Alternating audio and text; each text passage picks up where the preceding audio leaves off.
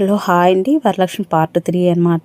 ఇంక మేమైతే కన్నా ఇట్లంతా స్టిక్స్ అంతా కట్టేసి స్వామికి అయితే కన్నా బ్యాక్గ్రౌండ్ కూడా సెట్ చేయాలనుకుంటున్నాము.